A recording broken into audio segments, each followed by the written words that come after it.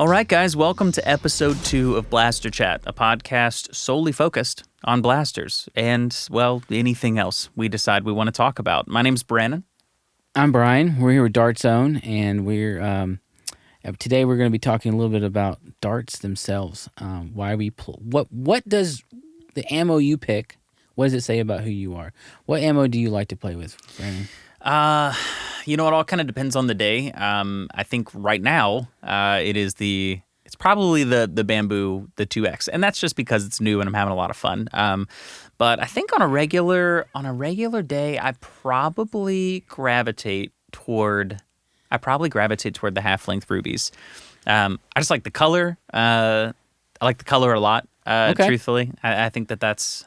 I don't think anyone's I've ever asked that question to somebody before. Yeah, well, I mean, but I do think it's good. I like your answer. Yeah, what about you, man? I think I probably would go just the Bamboo series, just because I'm kind of like to geek out on the one that's like the highest level, you know. Yeah, I definitely get that, man. But no, that's just me and my personality.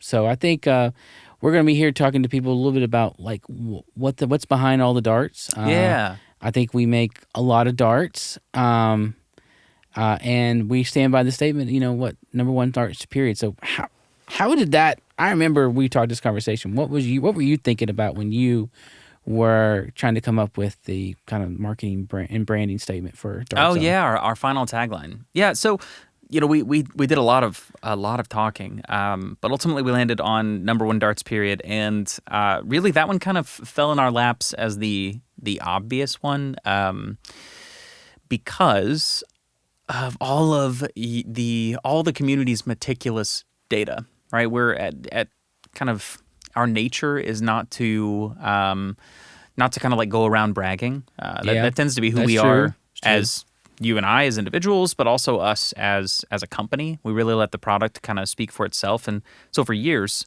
we just let the product speak for itself. And you know, we had a bunch of darts that kind of came out. We know we have a lot of darts. We'll get into some of that stuff. But ultimately what we did is we heard from you that we had the number one darts in the market. And it wasn't like one person. It wasn't one or even two or even three videos or comments.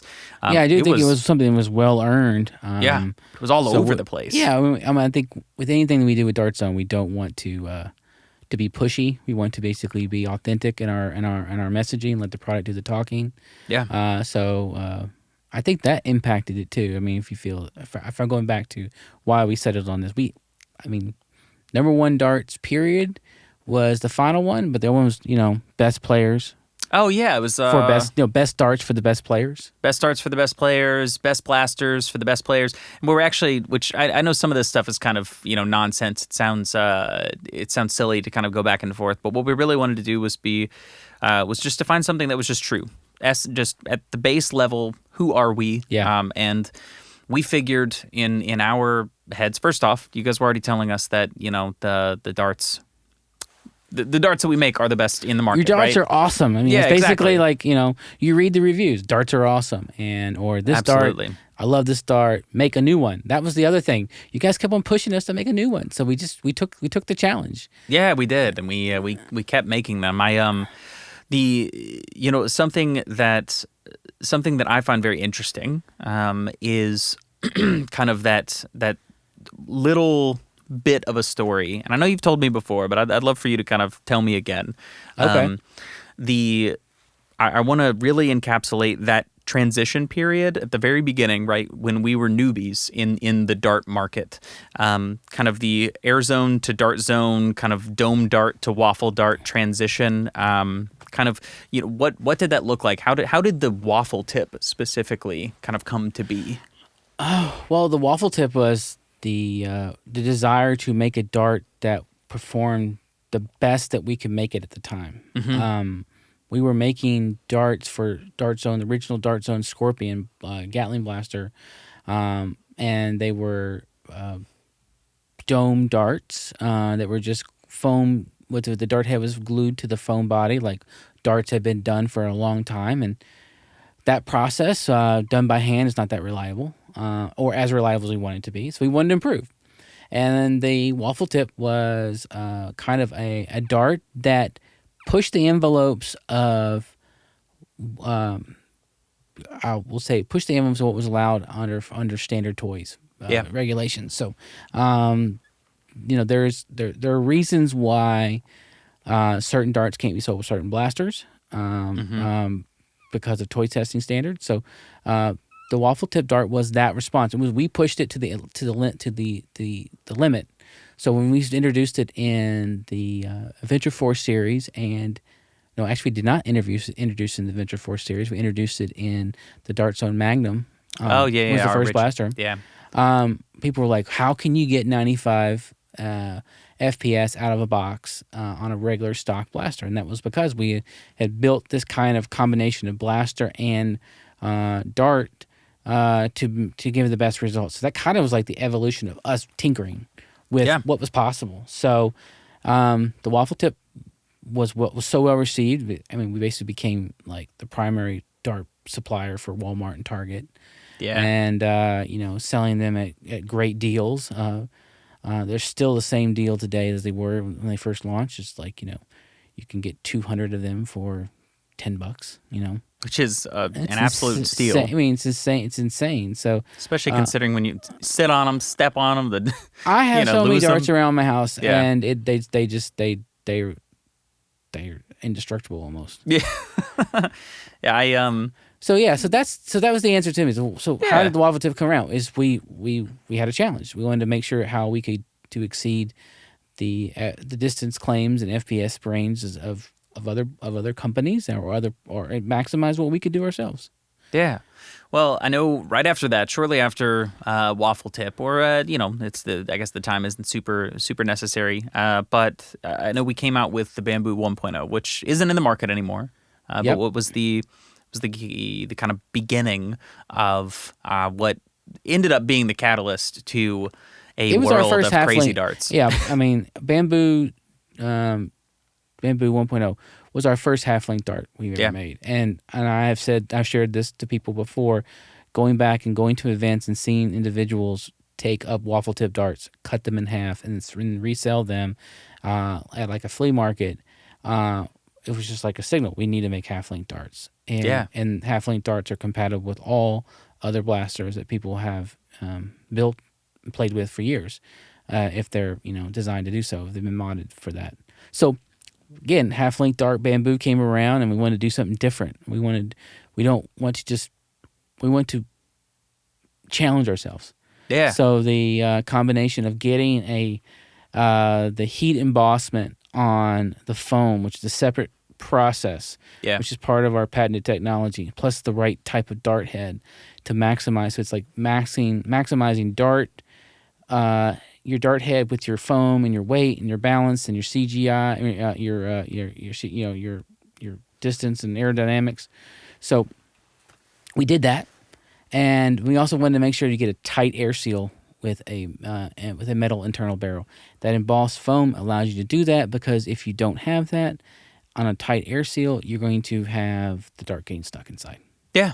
So that's another thing. It's just another technical challenge, and we brought that out. So that was what got the Bamboo 1.0 started. Yeah, and I like that you continue to use the word challenge, because what I think challenge is the right word. We don't necessarily need to know the whole timeline, because they all kind of hit at the exact same time, right? Yeah. Then we got crazy right after that. Yeah. So what was the challenge that led to basically that led to us needing more than just the Waffle Tip and the Bamboo 1.0? Oh, cost is probably the answer to that. I mean, when you start to bring stuff to mass market, you think about your production process, your reliability. That heat embossment process is really a separate application, and it does not allow you to produce them at such a high quantity that was needed. So we thought about, what's the right amount of FPS to maybe sacrifice to go to just a half-length dart by themselves. Yeah, without that separate process. And so that led us to the Adventure Force Pro darts that were brought out with the Nexus Pro. And then after that, I think it's kind of with the ruby darts and the chili darts. It's all kind of natural. It's just natural because you know what, people get into different colors and different desires and stuff. So we kept on tinkering. So now we've got a lot of darts. So how many darts do we have here right now? So at this point we've got Waffle. Yep. We've got the Ember, which is what the half length and the full length Ember. But we've got the Ember, and those are both at Walmart. And then when we go to Target, that's where we start to get the split, right? Now Target has the chili, which is the full length chili, and then we get the ruby, which is the half length. We also have the full length that were sold with the striker, there for a second, of the rubies. Then we have the bamboo 2.0s. And they had a full and a half length. The fulls came with the MK3, and then now we have the Bamboo 2X. Oh yeah, I forgot we're here. We talked about the Bamboo 2X. Yeah. So we are here to debut our new dart in this dart series, and what the advantages of this dart are about. So, Brandon, what do you think is the advantage of the Bamboo 2X? So we know those of you buying, the Bamboo 2.0s, we know why you're buying it, right? It's performance. We just talked about it, right? It's a whole separate process, which is why the darts are more expensive. And that's why it's a little bit more. Yeah, why pay more? Because you get more performance. Yeah, exactly.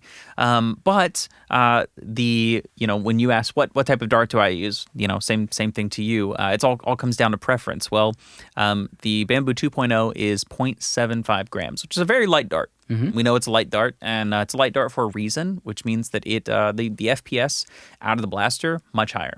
Right, just combination of the heat treatment, the way the dart is designed, and that the weight means that the FPS is going to be really high. But while that is really great in close quarters or even mid quarters, the further and further you get, it's a piece of foam, right? So there are other factors at play. So it's no longer just speed.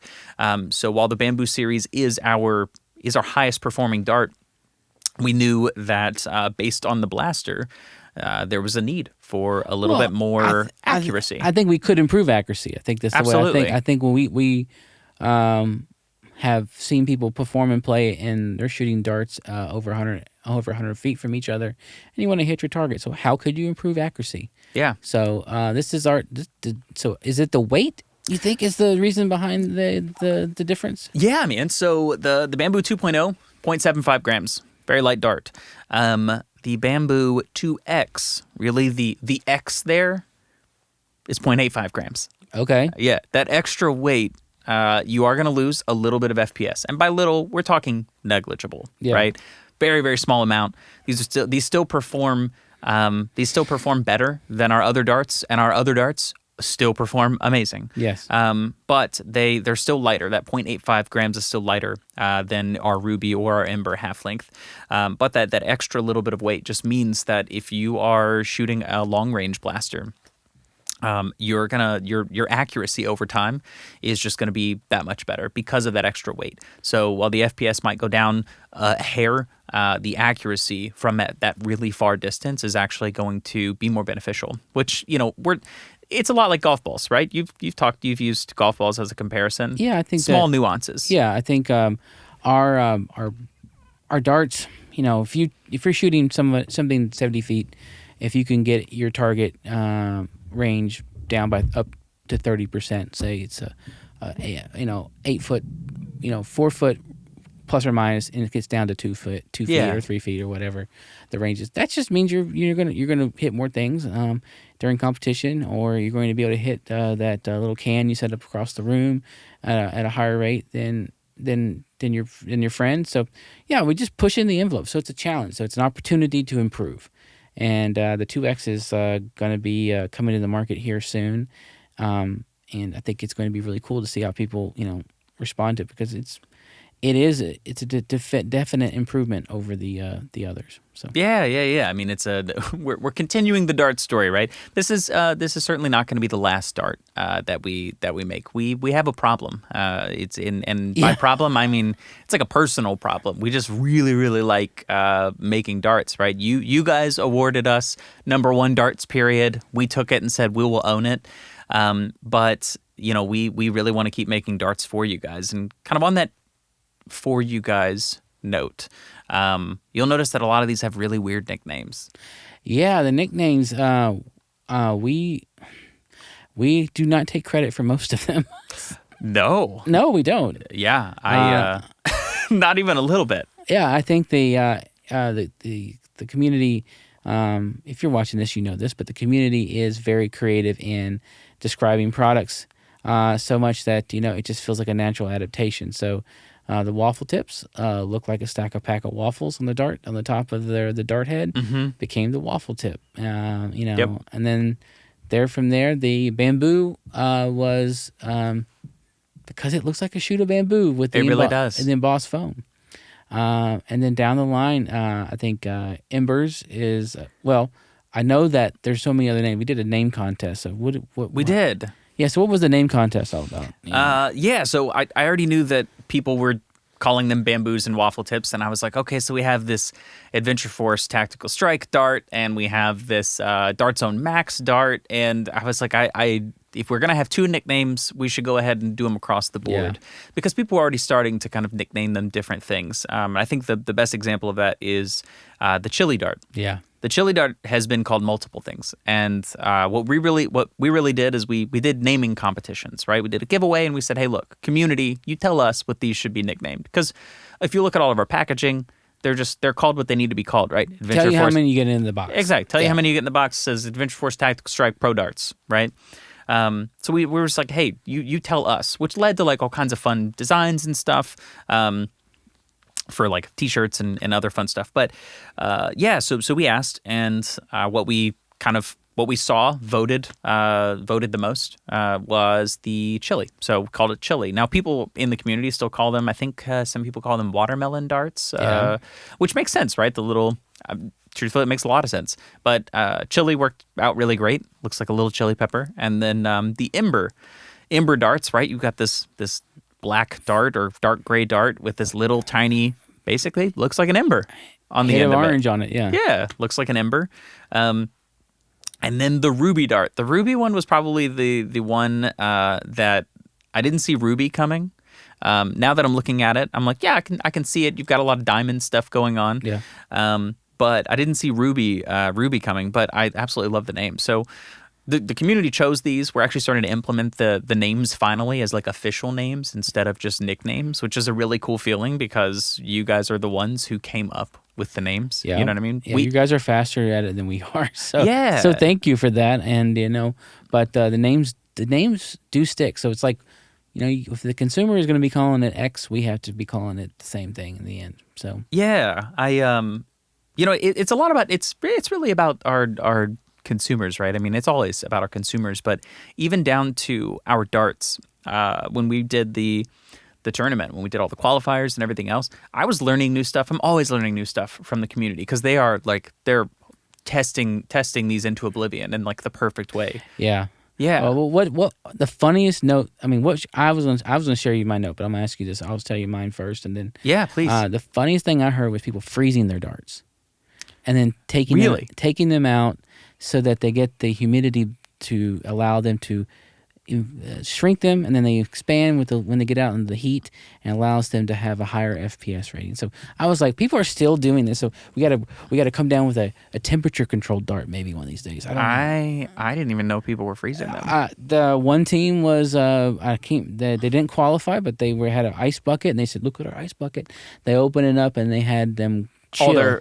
They were using darts on ice. They were darts on ice. They were using chili darts that day. I think they were. So. Oh my gosh, man! No, yeah, I think the most interesting, right? So we've come up with half-length darts, and they all serve their little purposes, their own different purposes, but really across the board, it's time and a place and an opportunity, and that's what led to the darts. But what's been really cool is the chili dart. We talk about people cutting darts in half and stuff.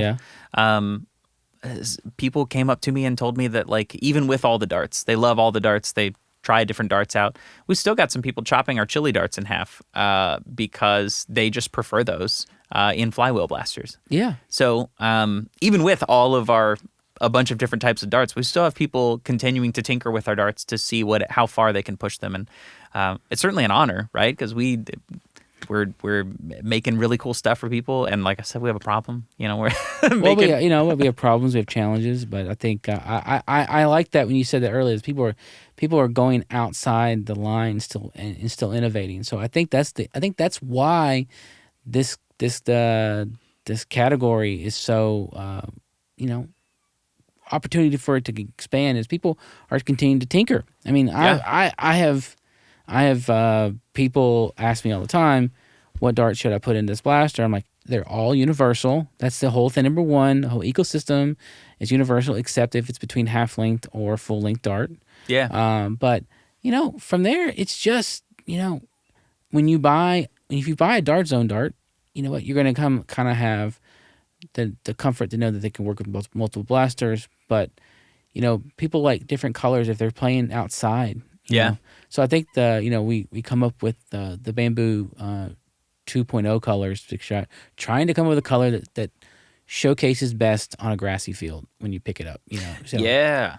Yeah. And internally, we've landed on Chartreuse. yeah, is that a color? Is that a real color? Or is it we just call that as a creative color? I'm pretty sure it's a real color. Okay, dude. all right. Because I say chartreuse, I think of like charcuterie board or something like. Oh my gosh, man. But no, chartreuse. Okay, all right. So it's a real color. So Yeah, man. But no, it does. It shows up really well, really, really well in the grass. Look, we've got the Bamboo 2X, and yeah, go ahead and pull. You got a couple to pull out. You want to show? yeah. I mean, well, you know what? How about this? We'll just we're gonna make a nice little 3D rendering. We'll just boop. We'll throw it right over top of our faces, which I think honestly, that's gonna give them a better view of it anyway. But you can also go to the product page, which is pretty cool. Yeah. Sure. And you can check that out. Ultimately, guys, I'll say, you're the reason that we have landed on #1 darts period. You're the reason we keep making darts. That's correct. A bunch of darts. I'm not saying that we have new darts coming outside of this Bamboo 2X. This is the new dart, but I'm not saying that there won't be other darts too. I don't think it's possible for us not to be our last dart. So. That's true. Yeah. So I think that we're gonna keep going back to the lab. As we shared in the last podcast, there's the Idea Lab now that's true. On the website. So there's opportunities for us to connect with people for feedback in new ways on our new website. So I think we can continue to collaborate together and kind of get inspiration from many different ways, and we'll see what happens. So absolutely, keep sharing your ideas. We love them. We talk about them all the time. It's really helpful to know what you guys are looking for. And honestly, guys, I think you're gonna want to make sure that you tune in for episode 3. Yeah, episode 3 is going to be a big deal. So we're hoping to we'll have it out here soon, but we'll see what happens. So yeah. So anyway, thank you guys. You are amazing. You make thank you, us Brandon, for what taking we the are. time today. Dude, thank you. I know, man. It's like I like this room. By the way, it's a really cozy room. I got to be totally honest with you. So we're hanging out and in this room recording this, and we'll be back here soon for episode 3. So yeah, I'm telling you, ready you to guys wrap? are definitely gonna want to do this. And yeah, man, let's go ahead and we're just gonna call this one done. Does this feel good? I like it. Okay, cool, guys. Well, hope you have a great day. You guys are angels. We'll see you soon. Peace out. See you soon. Deuces.